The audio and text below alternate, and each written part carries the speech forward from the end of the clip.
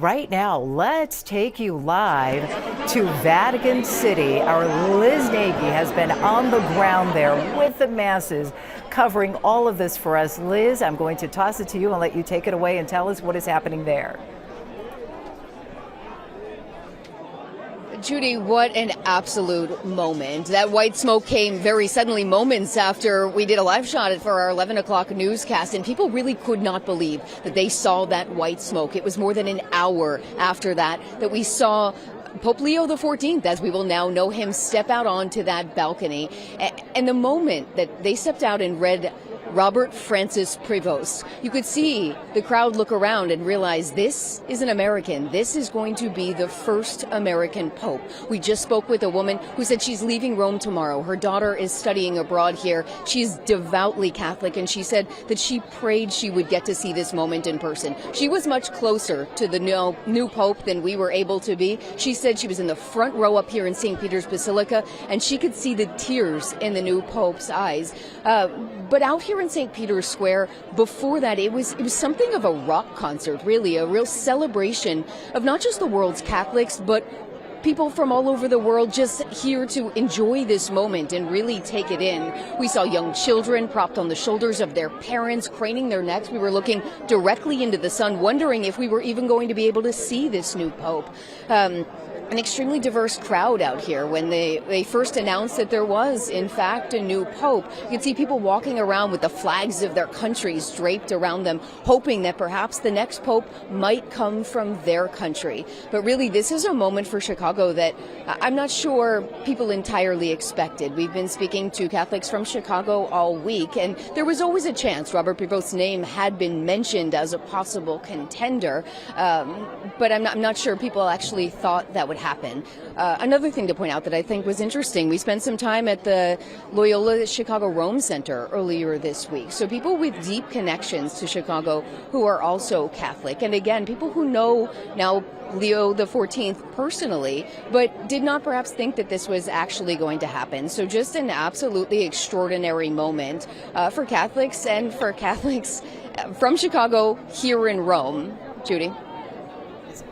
Liz, I hope you can still hear me. I know there's quite a crowd there behind you. I have to tell you, the first time we heard about Cardinal Prevost's name was in your report right here on our 6 p.m. news before you left for Rome, and his name was mentioned as a in this election process, but then followed, of course, by a lot of people saying it's very unlikely to have a pope from America. What was going through your mind? You have been there on the ground now for a few days when that announcement was finally made.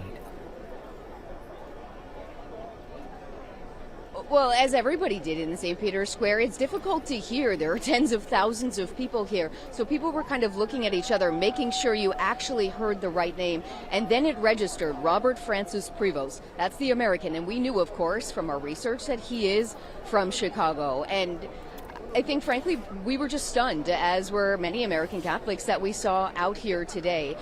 We've talked a lot this week in speaking with Vatican watchers and priests with deep connections to Chicago about Cardinal Cupich's possible influence on this conclave. Cardinal Cupich was one of the first cardinals elevated by Pope Francis to the College of Cardinals, and he has remained out of sight. He's been very silent leading up to this conclave, and we had heard people say that he really took this role seriously. He was thought to be a trusted voice in the room in the College of Cardinals. We watched him take his oath of secrecy yesterday as they stepped into the Sistine Chapel. And so clearly it was something that he really took seriously. We've not had the opportunity yet to see or speak with Cardinal Cupich, so it will be certainly interesting to hear his thoughts and perhaps if he gives any insight as to what went through the room. Cardinal Cupich and Pope Leo the 14th, as we now know him, are not the only cardinals who were involved in the conclave with connections to Chicago. There's a cardinal from Washington, D.C., who was born on the south side of Chicago that we spoke with. So there was a strong Chicago contingent, at least 4 cardinals of those 133 voting cardinals who were in the room who had deep ties to Chicago. And this, in fact, shows how that was reflected in the outcome that we have the first U.S. Pope from the city of Chicago. Judy. As we can tell from your live picture there, it is getting later in the evening. Can you tell us a little bit more about the crowd there? Have they dissipated? I know that prior to that, I mean, it was jam-packed, shoulder to shoulder, as you were saying. Judy, it was absolutely jam-packed. It has dissipated now. In fact, the crowd started dissipating a little bit the moment that name was read and that just after the Pope stepped out onto the balcony. But there were also people here that were absolutely rapt by the experience, just staring straight ahead. I watched one woman for what must have been 45 minutes with her rosary wrapped around her hands and her hands held in prayer form up to her mouth. So this was clearly a very moving moment for a lot of the people who were there. It is still something of a celebration. The crowd has dissipated, but there are still thousands of people here. The Vatican had told us that there were up to 250,000 religious pilgrims who had made the trip here to Rome to be part of this experience. A lot of students who were studying abroad when we spoke to earlier this week who extended his trip to be here for this moment. But I have to say, I don't think anybody was disappointed by the weight of the moment when they saw a new Pope step out onto the balcony here in St. Peter's Square. It was something to be seen, and now there's sort of a celebration and an elation that continues because this transitional moment is still going on. Even though we have a new Pope, we don't know much about him and what happens next. And Liz, in terms of the crowd there, were you able to find many Chicagoans? I know you've talked to a few there.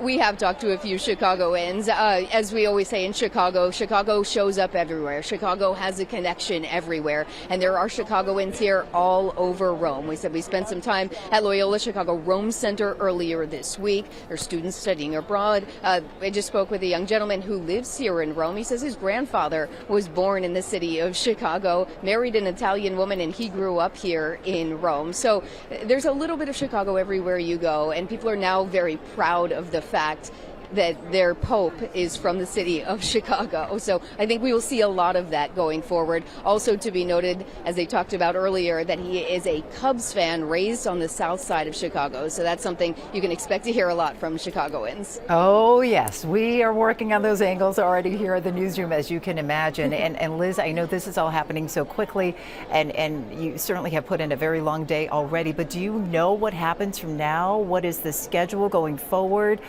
Maybe for the next day, tomorrow, for the Pope? We actually, no, Judy, we don't know what happens now because there's no indication of how long this was going to take. All of it was prediction. Like we've been saying all week, this happened behind closed doors. The only signal we got from anything was the smoke signals coming from the Sistine Chapel. So there's no real plan in place. It is, I believe, Thursday evening here in Rome. The days sort of tend to blend together. So I think we can expect to see him celebrate a mass, if not before then, on Sunday morning here at St. Peter's Basilica. But we're also hoping to hear from some of the other North American cardinals who were inside that room of the College of Cardinals, inside that conclave, to hear how they came to this decision. Judy? Liz Nagy and our entire team there on the ground in Vatican City, you guys have done an extraordinary job. Thank you so much.